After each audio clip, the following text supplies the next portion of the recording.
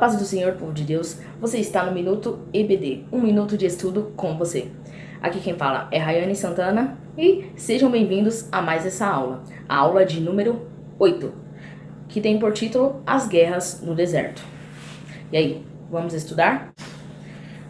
As Guerras no Deserto. Texto do dia. Ó Deus, nós ouvimos com os nossos ouvidos, e nossos pais nos têm contado os feitos que realizastes em seus dias, nos tempos da antiguidade.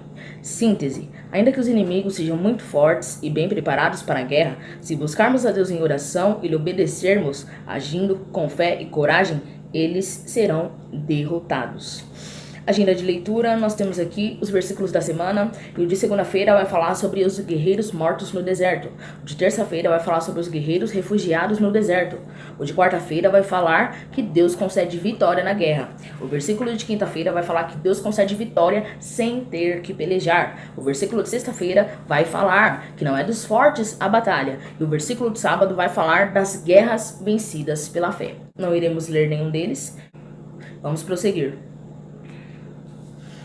Antes de adentrar aqui no restante da leitura, eu gostaria de destacar algo.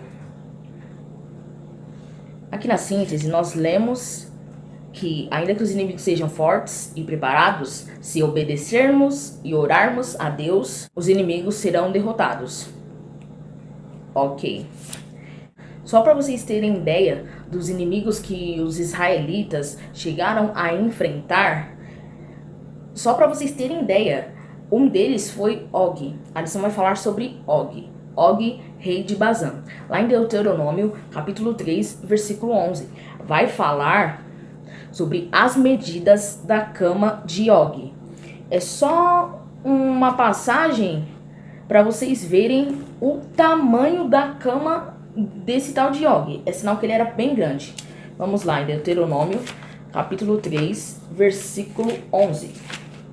Que vai falar assim: porque só Og, rei de Bazã, restou dos refaíns, eis que seu leito de ferro, não está porventura em Rabá dos filhos de Amon, sendo de 9 côvados o seu comprimento, e de 4 a sua largura, pelo côvado do comum?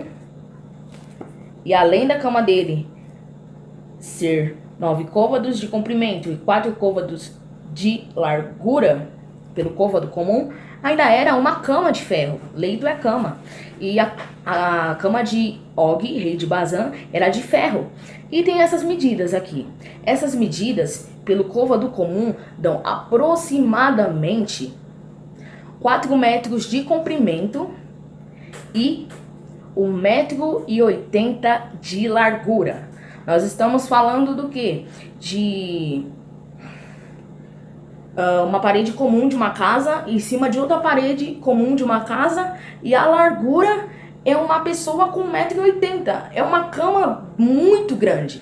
E essas são as medidas da cama de Og, rei de Bazã, para vocês verem o tamanho da oposição que aqueles israelitas tiveram que enfrentar, o tamanho daquele ser. Ele era um ser gigante. E para vocês terem noção, Og, rei de Bazã, era maior do que Golias. Todo mundo conhece Golias, aquele gigante que Davi derrotou. E o povo se impressiona com Golias.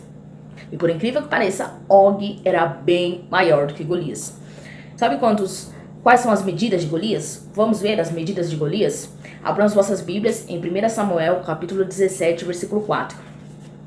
Então nós falamos aqui de Og, rei de Bazã, que tinha 4 metros de comprimento por 1,80 m de largura. Agora vamos ver as medidas de Golias. 1 Samuel capítulo 17, versículo 4. Então saiu do arraial dos filisteus um homem guerreiro, cujo nome era Golias, de Gate, da altura de 6 côvados e 1 palmo. A altura dele era 6 côvados e 1 palmo. E isso dá aproximadamente quase 3 metros de altura. Golias tinha quase 3 metros de altura. Então Golias tinha 3 metros de altura. E Og, rei de Bazã, era bem maior. E os israelitas não só enfrentaram Og, que era aí um gigante, mas também chegaram a enfrentar outros gigantes. Para vocês verem que o exército de Israel não tinha um desafio simples pela frente. Não, era um baita desafio, porque além de ter que lutar para destruir o exército inimigo era composto por pessoas do tamanho de Og, por pessoas gigantes. E as cidades de portas de ferro e outras coisas mais. Isso tudo nós veremos na lição de hoje. Lição de número 8, as guerras no deserto. Ok? Isso foi apenas uma curiosidade para vocês verem o tamanho do desafio que o povo de Israel tinha. Um desafio bem grande, literalmente. Vamos lá para o texto bíblico. O texto bíblico está em Números, capítulo 21, versículo do 31 ao 35, que diz assim: Assim Israel habitou na terra dos amorreus. Depois mandou Moisés espiar a Jazer, e tomaram suas aldeias, e daquela possessão lançaram os amorreus que estavam ali. Então viraram-se e subiram o caminho de Bazã, e Og, rei de Bazã, saiu contra eles, e todo o seu povo a peleja em Edrei. E disse o Senhor a Moisés: Não o temas, porque eu te tenho dado na tua mão, e a ele e a todo o seu povo, e a sua terra, e far-lhe-ás como fizeste a Seom, rei dos amorreus, que habitava em Esbom. E de tal maneira feriram a ele e a seus filhos, e a todo o seu povo, que nenhum deles escapou, e tomaram a sua terra em possessão. Introdução. O capítulo 20 do livro de Números começa com a morte de Miriam e termina com a morte de Arão, tendo o povo pranteando durante 30 dias. Agora, de forma súbita, o rei de Arad com seu exército ataca os israelitas, alcançando vitória na batalha, algo emocionalmente devastador. Israel então buscou o Senhor e fez um voto, ao que o Altíssimo atendeu e deu-lhes a vitória. Em seguida, mais uma vez faltou água pelo caminho, e o povo murmurou, tendo Deus enviado serpentes que matavam as pessoas. Mas o Senhor novamente trouxe livramento e cura. Depois desse grave problema surgiu uma guerra inesperada. Uma forte nação vizinha quis destruir Israel, mas o Todo-Poderoso concedeu outro grande êxito ao seu povo. Tópico de número 1. A vitória depois do luto. Subtópico de número 1. Perdas imprevisíveis. Vai falar aqui no subtópico de número 1 que depois da morte de Miriam e depois da morte de Arão, quando encerra-se o capítulo de número 20 de Números, o povo seguia pelo deserto pelo caminho dos espias. E eis que o rei de Arad, com seu exército, avista os israelitas andando por aquele caminho e acha que os israelitas irão atacá-los. Então, o que ele faz? Olha, esse povo tá vindo por esse caminho aí, ó, eles vão nos atacar, vamos atacar eles. E assim foi. E foram atacar os israelitas. Por quê? Porque o povo seguia no caminho dos espias. E o caminho dos espias dava próximo de encontro com o caminho do rei de Arad. Por isso que o rei de Arad toma ali o ataque primeiro. Então passa a atacar os israelitas. E vai falar aqui na revista que, além do rei de Arad atacar o povo de Israel, para piorar a tristeza deles, porque o povo já estava triste pela morte de Miriam e pela morte de Arão, para piorar a tristeza deles, alguns homens ainda foram aprisionados. Onde é que está falando isso?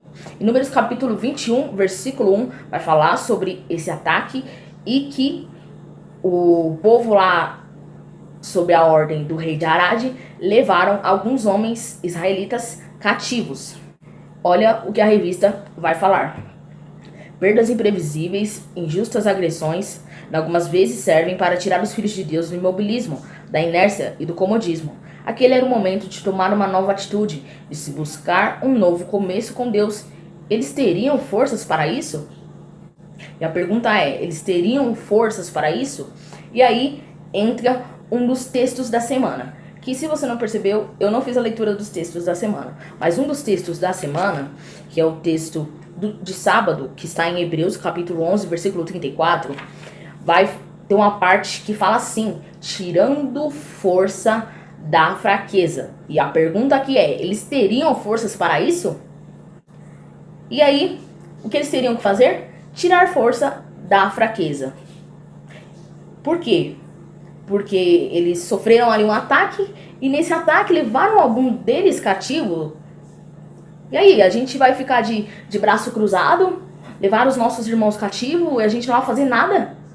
Por isso que a revista fala aqui, perdas imprevisíveis, injustas agressões, algumas vezes servem para tirar os filhos de Deus do imobilismo, da inércia. E essa situação que ocorreu foi para tirar aquele povo do imobilismo, da inércia. Então, levaram os meus irmãos, vou ficar aqui de braço cruzado? Não, vamos para peleja, vamos para a guerra, vamos resgatar os nossos irmãos. Vamos resgatar os homens que foram levados cativos, levados aprisionados, ok?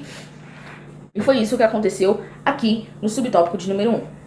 Subtópico de número 2, compromisso com Deus. Aqui no subtópico de número 2, vai falar que o povo fez um voto com o Senhor. Isso está registrado em Números capítulo 21, versículo 2. Então o povo fez o voto com o Senhor. Vamos abrir as nossas Bíblias lá em Números capítulo 21, versículo 2, para ver qual foi esse voto, quais foram as palavras que eles proferiram.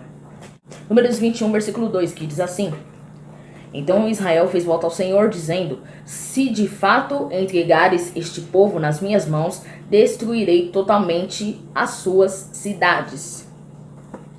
Então o povo fez um voto com o Senhor, falando: Senhor, se tu me entregar esse povo nas minhas mãos, eu vou destruir eles por completo. Não somente aquele povo, mas também toda a sua cidade. Isso foi o voto que eles fizeram com o Senhor. E aqui no subtópico de número 2, a revista vai falar que pela primeira vez aquela geração deu um salto de fé. Aquela geração, de que geração eu estou falando? Lembra que após Deus falar que aquela geração que pecou contra ele, que desobedeceu, iria morrer no deserto? Então, aqui em Números 21, já é os filhos daqueles que morreram no deserto. Já são os filhos deles que estão aqui. Então, eles passam aí por essa situação que nós já vimos no subtópico de número 1. E no subtópico de número 2, essa nova geração, pela primeira vez, eles dão um salto de fé, onde eles resolvem fazer um voto com o Senhor. E isso mostra que eles resolveram confiar no Senhor. Olha que bonito. Por isso que foi a primeira vez que aquela geração deu um salto de fé. E aí vai falar mais pra frente, nesse mesmo subtópico, que surge então um compromisso. Eles fizeram um voto com o Senhor, logo eles têm um compromisso. O compromisso deles para com Deus. E se eles cumpriram a parte deles, de Deus para com eles. Vamos ver o que a revista fala. Ainda que não haja informações a respeito do poder bélico do rei de Arad, o relevante é que Israel decide, desde aquele momento, confiar no Senhor. Uma nova página na história daquela geração estava sendo escrita. Ó que lindo! A geração nova tomando atitudes sábias e escrevendo a sua própria história. Lindo por demais. Eles resolveram confiar no Senhor. Vamos ver o que mais aconteceu? Subtópico de número 3. Oração atendida. No subtópico de número 2, eles fizeram um voto com o Senhor. Mas para eles fazerem um voto com o Senhor, eles oraram. E aí, a oração deles foi atendida. Aqui no subtópico de número 3, vai falar que o Senhor ouviu a voz de Israel e entregou os inimigos nas mãos de Israel, com a condição de que eles destruíssem todos os inimigos e as suas cidades. E a revista vai falar que aquele povo foi destruído totalmente. Deus entrega aquele povo e aquele povo foi destruído totalmente. E o que nós temos a destacar aqui é que o povo fez o voto e cumpriu. Olha que lindo. Eles fizeram o voto o quê? Que se o Senhor entregasse aquele povo na mão deles, eles iriam matar todos e destruir a cidade. E esse foi o voto. E a ação deles foi positiva. Por quê? Porque eles falaram algo e cumpriram algo. O Senhor entregou os inimigos nas mãos deles e eles destruíram os inimigos por completo. E concernente a esta palavra, voto, o que nós temos a destacar nessa palavra voto é que, obviamente, é uma espécie de acordo feito entre partes. No caso aqui da revista, entre Israel e Deus. O povo de Israel e Deus. Então, é mais ou menos assim. Faz a sua parte que eu faço a minha. É claro que nós vimos Deus tomando a iniciativa de atender a oração daquele povo. E aí o povo, como já tinha prometido o voto, o povo cumpriu aquele voto. Ou seja, faz a sua parte que eu faço a minha. Deus fez a parte dele de entregar os inimigos nas mãos daquele exército, do exército de Israel. Só era obrigação do exército de Israel cumprir com a palavra, de aniquilar todo aquele povo. Ele vai falar no subtópico de número 3 também, que aquele foi o primeiro feito da história daquela geração. Por quê? Porque eles foram lá, derrotaram os inimigos, conquistaram aquela cidade, destruíram ela também. E isso trouxe para aquele povo o quê? Alegria, regozijo, satisfação pessoal e alegria íntima. Olha que maravilha. Aquele povo com certeza estava muito feliz. Vamos ver o que a revista está falando. Aqui no subtópico de número 3. O Senhor conhece bem o seu povo. E certamente, caso Israel sofresse mais uma derrota, naquele momento, consistiria em uma tragédia, com consequências emocionais inimagináveis. O povo, e sobretudo Moisés, não suportava mais decepção. Tópico de número 2. Um pouco da vida no deserto.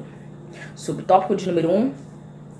Uma murmuração cultural.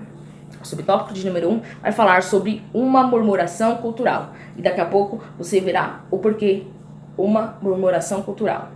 Vai falar aqui no subtópico de número 1 que alguns dias antes aquele povo demonstrou grande fé. Aquela nova geração demonstrou grande fé. Quando o quê? Quando derrotou o exército do rei de Arad. E isso foi alguns dias antes. Aí agora, esse povo começa a murmurar. E por que esse povo começa a murmurar? Pela escassez de água. E lembra que o tema do primeiro subtópico é uma murmuração cultural? E sabe por quê? Murmuração cultural? Uma murmuração que faz parte da cultura daquele povo. Por quê? Porque embora fosse uma nova geração, e embora a atitude perante a falta de água foi a mesma que os seus pais tomaram, de vez ficar quieto, murmuraram, aquela nova geração fez a mesma coisa, eles murmuraram. E o que torna essa murmuração cultural, que parece que já é da cultura deles, é que a murmuração da nova geração foi o mesmo discurso da murmuração da geração passada, da geração que morreu no deserto. Foi o mesmo discurso. Como nós sabemos que foi o mesmo discurso? Isso daí está descrito lá em Números capítulo 21, versículo 5. E Deus ouve aquele mesmo discurso. Embora fosse uma nova geração, o discurso era o mesmo. O discurso que Deus já estava cansado de escutar. Aquela murmuração. Entrava a geração, saía a geração e a murmuração era a mesma. O mesmo tom de murmuração. A revista vai falar assim.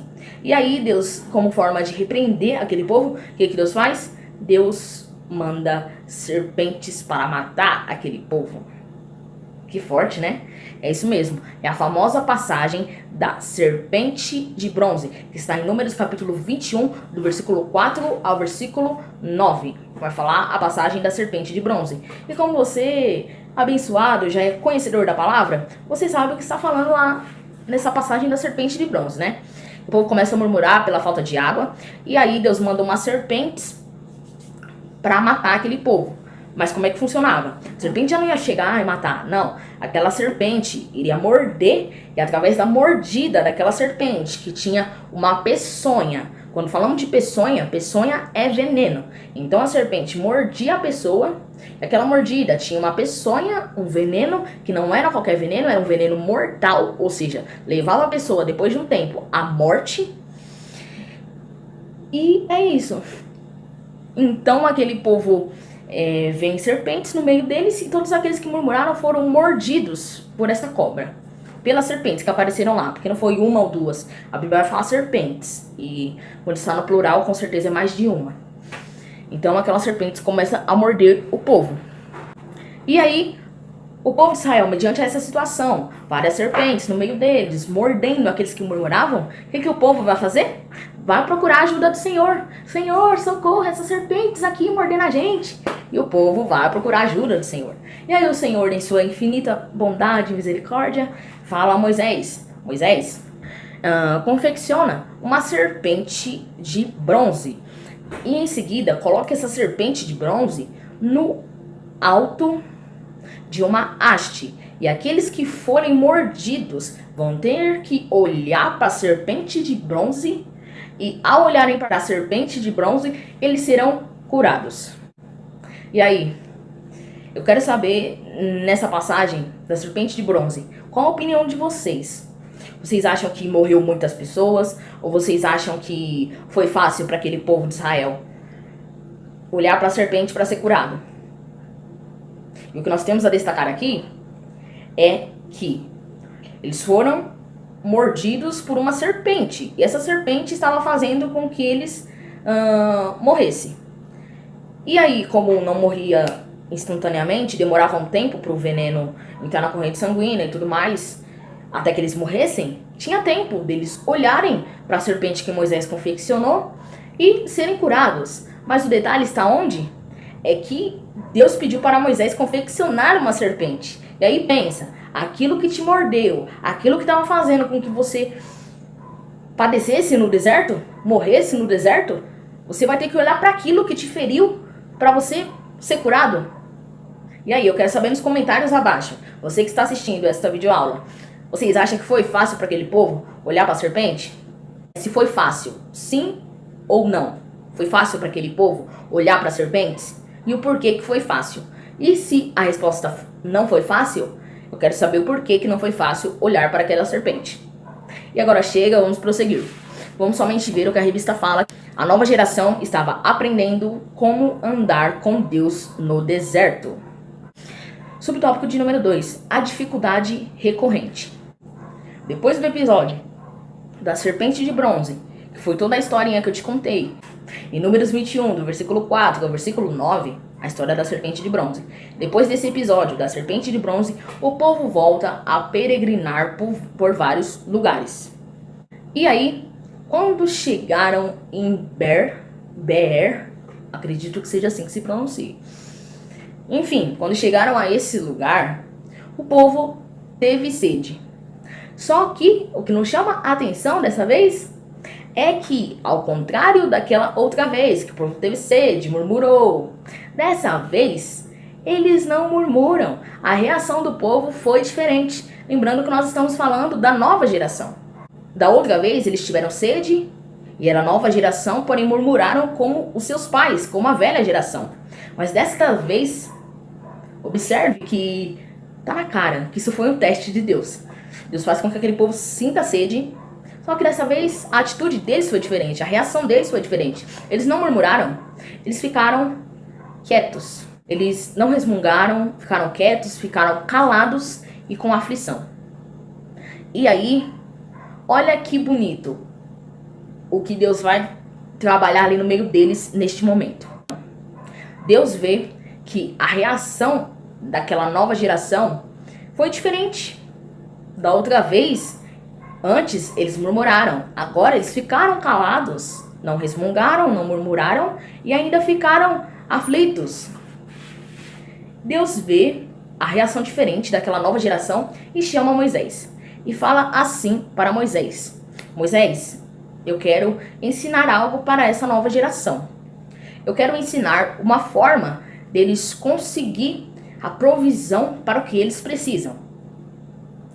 E sabe qual é essa nova forma, Moisés? Sabe o que é que eu quero ensinar para esse povo? Você vai reunir eles, mandar o povo ficar junto e em vez deles murmurar, é claro, eles não estavam murmurando, eles estavam quietos, mas Deus estava falando isso. Em vez deles murmurar, para eles cantar. Dessa forma, o povo todo reunido e o povo cantando, a revista vai falar assim, que o Altíssimo estava apontando o caminho para uma nova vida de provisão na sua presença. Com certeza, na minha opinião, eu acho que essa reação diferente da nova geração chamou a atenção de Deus. Subtópico de número 3, o poder do louvor. E no subtópico de número 3, vai falar que Deus ofereceu uma extraordinária experiência de provisão para aquele povo. De que forma? As pessoas começaram a cantar juntas em coro. Ou seja, sabe o que eu vejo nisso? As pessoas cantando juntas em coro, eu vejo união. Então Deus ali ensina para eles que se eles se unirem e cantarem, o poder do louvor vai se manifestar. E foi isso que aconteceu. O poder do louvor, aquilo que eles estavam cantando, teve um poder e trouxe aquilo que eles precisavam. Eles não estavam com sede? Então, conforme eles cantavam, o poder de Deus ia se manifestando.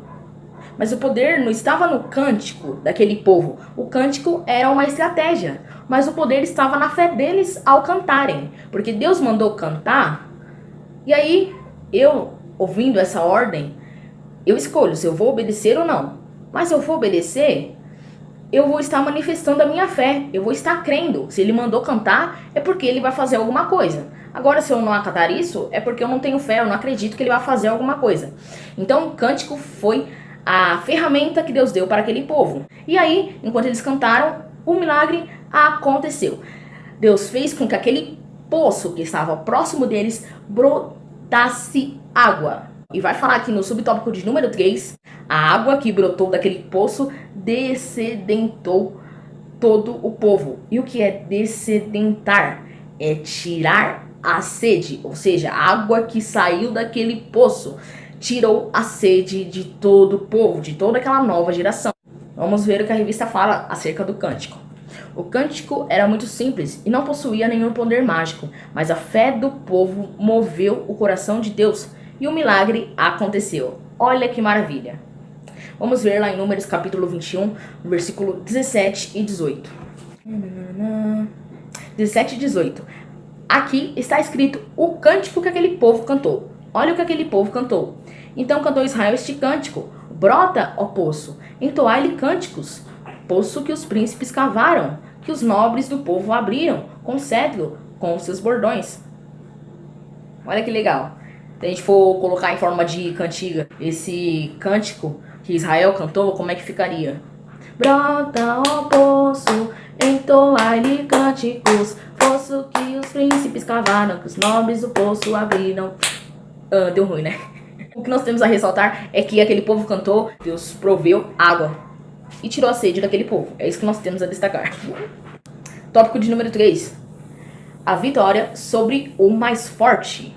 Eita, o mistério aqui. Subtópico de número 1. Seom, rei dos amorreus. Aqui no subtópico de número 1, vai falar que a vitória contra Seom, rei dos amorreus, foi uma batalha intensa e fora do comum. E que, ao contrário de outras batalhas, que foi um feito histórico de Israel, essa batalha contra Seom, rei dos amorreus, não foi um feito histórico de Israel. Não foi considerado um feito histórico. Por que não foi considerado um feito histórico? Porque Deus agiu com um grande milagre. Ou seja, a vitória do povo de Israel sobre Seom, rei dos amorreus, e seu exército, não foi considerado um feito histórico. Por quê? Porque foi um grande milagre. E o próprio nome do tópico 3 vai falar isso. Vitória sobre o mais forte. Ou seja, Seom, o rei dos amorreus, eram mais fortes do que os israelitas. Então, logo, os israelitas não tinham capacidade para vencer aquele exército. Por isso que foi um grande milagre de Deus. E por que os israelitas não tinham capacidade para vencer o exército de Seom? Porque era um exército mais forte, mais capacitado e mais preparado. Logo, então, Israel não tinha condições nenhuma, a não ser que tivesse ali o milagre de Deus, a intervenção do Deus Todo-Poderoso. E foi isso que aconteceu. Por isso que eles tiveram ali a vitória. Vamos ver o que vai falar aqui no finzinho do subtópico de número 1. As guerras enfrentadas pelos israelitas fizeram com que eles se tornassem mais confiantes no Senhor. Sua nova geração estava trilhando caminhos bem diferentes da geração passada. E isso dá a entender que eles aprenderam algo. Aos poucos, os israelitas estavam se alinhando ao jeito que Deus queria, à vontade de Deus, para que eles pudessem conquistar Canaã. E aos poucos, eles estavam fazendo isso. Subtópico de número 2. Og, rei de Bazã. Vai falar aqui no subtópico de número 2 que a guerra contra Og e seu exército. Og era rei de Bazã. Aquele cara que nós falamos no começo da lição, que tem 4 metros de comprimento, por 1,80 m de largura. A cama do cara é desse tamanho, é sinal que o cara é um gigante. E É sinal não, tá meio óbvio que ele é um gigante, porque ele é maior do que Golias. Golias tinha 3 metros de altura aproximadamente. Og, rei de Bazã, tinha 4 metros de comprimento, a cama do cara. Você acha que o cara era um anão, era um pequenininho, ou era uma pessoa de estatura normal? Para, lógico que não. Ele era um gigante, tá meio óbvio isso, pelo fato dele ser maior que Golias, né? É claro que ele é um gigante. Então a guerra contra Og teve os mesmos critérios da outra guerra, que foi a guerra contra Seom e seu exército. Quais critérios foram esses? Que não foi mérito de Israel. A batalha ali que eles ganharam não foi considerado um feito histórico, mas foi considerado um grande milagre do Senhor. Agora vamos ler em Deuteronômio, capítulo 3, versículos 4 e 5. Vai falar assim: nesse tempo tomamos todas as suas cidades. Em uma cidade houve que lhe não tomássemos 60 cidades, toda a região de Argob e o reino de Og, em Bazã. Todas estas cidades eram fortificadas com altos muros, portas e ferrolhos, e tomamos também outras cidades que eram sem muros. Olha que coisa tremenda! Foi uma vitória ali, que foi um grande milagre do Senhor. E bota grande nisso. Com certeza foi um grande milagre do Senhor. Só pelo tamanho de Og, rei de Bazã. Para, gente, com certeza. Foi um grande milagre do Senhor, literalmente. Mas também pelo fato de que eles, depois de derrotarem Og, rei de Bazã, eles também possuíram mais 60 cidades da região de Argob. E essas cidades, vai falar que todas estas cidades eram com altos muros, eram fortificadas, com portas e ferrolhos. Ou seja, se não fosse a intervenção ali do Deus divino, todo-poderoso, só pelo fato do tamanho de Og ser grande, e provavelmente todos do reino de Og, rei de Bazã, serem grandes também, o povo de Israel não tinha a mínima chance. Mas, com Deus, mesmo que não haja chance, você vai ter chance. Vamos ver o que a revista fala acerca dessa vitória contra Og, rei de Bazã. Deus disse a Moisés que não temesse nessa batalha, porque de fato Og era um gigante. Deuteronômio capítulo 3, versículo 11. Mas está escrito: operando eu, quem impedirá? Isaías 43, versículo 13. Com certeza, operando Deus, quem vai impedir? Vai ser um gigante que vai impedir o trabalhar de Deus? Vai nada. Lembrando que Deus é infinitamente mais poderoso do que qualquer poder bélico e infinitamente maior do que um gigante de 4 metros de comprimento. Deus é muito maior do que isso. Vamos agora para o subtópico de número 3. Uma recompensa importante. Vai falar aqui no subtópico de número 3 que as batalhas contra Seom e contra Og, rei de Bazã, deixaram um legado, uma herança e um direito. Porque aqueles israelitas agora tinham uma possessão. É claro que estava aquém do Rio Jordão, mas eles já poderiam celebrar, porque eles estavam a um passo da possessão. Só bastava atravessar o Rio Jordão. Mas desse lado aqui já estava tudo resolvido. Eles já venceram aqueles que, se nós formos olhar pela lógica humana, se tirarmos a parte da intervenção divina, eles não tinham a menor chance. Mas como houve intervenção divina e houve um milagre do próprio Deus, por isso que eles venceram, é para se comemorar, é para se alegrar, como aquele povo se alegrou depois dessas conquistas. E vai falar assim na revista: toda bênção deve ser celebrada. Se veio de Deus, enriquecerá e não acrescentará dores. Isso está escrito em Provérbios capítulo 10, versículo 22. O que nós temos a destacar? Que toda bênção deve ser celebrada. Aquele povo tinha razões de sobra para celebrar. A revista também vai falar assim: Deus traz bênçãos em meio às provações. E não poucas vezes também acontece o contrário. Permite surgir uma prova no meio da bênção. Nesse caso, o povo estava sendo provado há aproximadamente 40 anos. E o Senhor, depois de permitir muitas dores e lágrimas, propiciou conquistas que levantaram o ânimo e a fé do povo. Bom lembrar, porém, que tudo começou a mudar quando os hebreus em Ber não murmuraram pela falta de água, mas juntos, debaixo da orientação de Moisés, cantaram ao Senhor. Tudo mudou lá. Por quê? Porque a reação deles perante a situação foi diferente. Sinal que eles aprenderam a lição. Olha que lindo essa nova geração. Foi uma geração abençoada. E por que eles foram abençoados? Porque eles aprenderam a lição. Eles não ficaram quebrando a cabeça que nem seus pais, mas eles foram mais ligeiros. Eles viram que uma vez eles murmuraram, Deus repreendeu eles com o episódio das serpentes os mordendo. Dessa vez, eles passam por sede, mas não murmuram. Logo então, eles têm em mente, opa, estamos passando por essa dificuldade, mas vamos ficar quietinho. É melhor ficar quietinho do que murmurar, porque se a gente murmurar, Deus vai nos repreender. Isso chamou a atenção de Deus. Vamos agora para a conclusão. A caminhada com Deus será sempre cheia de aventuras, surpresas e sobressaltos. Nunca haverá monotonia em nossa caminhada até o céu, pois o Senhor deseja nos levar a um patamar sempre mais alto. Israel aprendeu essa importante lição durante sua longa temporada no deserto. Deus permite em nossa caminhada guerras e conflitos com o propósito de nos moldar e nos preparar para adentrarmos a terra prometida, a nova Jerusalém. Essa foi a lição de número 8, as guerras no deserto. Espero que vocês tenham gostado, que essa aula tenha sido bênção na sua vida.